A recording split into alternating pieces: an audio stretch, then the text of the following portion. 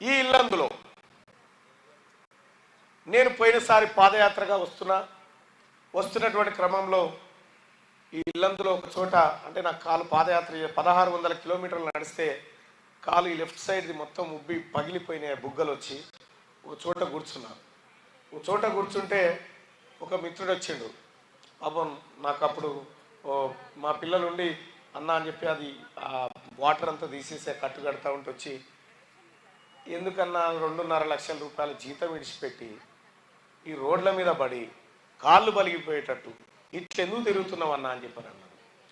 నేను తిరుగుతుంది నా పిల్లల కోసమో నా జీవితం కోసమో కాదన్నా, ఈ పేదవాళ్ళ ప్రజల జీవితాల్లో మార్పులు రావాలని తిరుగుతా ఉన్నానని చెప్తే ఆయన అక్కడ ఉండి ఒక 400 రూపాయలు ఇచ్చిపోయింది అన్నా. నాకు అప్పుడు మా ఇంట్లో 4 ఓట్లు ఉన్నాయన్నా, ఈ 4 ఓట్లు వేస్తాం, ఈ 400 రూపాయలు తీసుకున్నా అని ఇచ్చిపోయాడు.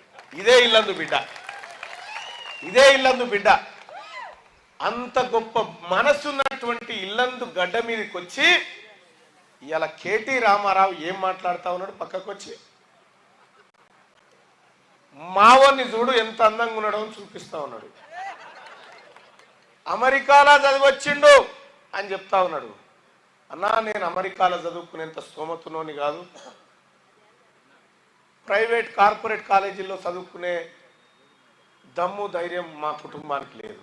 నేను చదువుకుంది ప్రభుత్వ పాఠశాలలో అన్న, నేను చదువుకుంది మట్టి పైన కూర్చొని చదువుకున్నా, అది నా కాంగ్రెస్ పార్టీ కట్టిన బడిలో కూర్చొని చదువుకున్నాను. నేను ఈ మట్టిలో కూర్చొని చదువుకొని నీవు అమెరికాలో చదువుకొని ఈడుకొచ్చినేమో నాకు తెలియదు, కానీ వరంగల్ జిల్లా నుంచి ఒక బలహీన వర్గాల బిడ్డ నా దగ్గరకు వచ్చింది. పేరు అరుంధతి. వాళ్ళ నాన్న అమ్మాయి పెళ్లి చేయడం కోసం ఆ అమ్మాయిని ఇబ్బంది పెడతా ఉన్నాడు. నాన్న నేను చదువుకుంటాను అమ్మాయి. ఆ అమ్మాయి ఇంట్లోంచి పారిపోయి చెప్పకుండా వచ్చేసి అన్న నా పరిస్థితి ఇదన్నా అని ఒకరోజు నా ఆఫీస్ కాడికి వచ్చింది.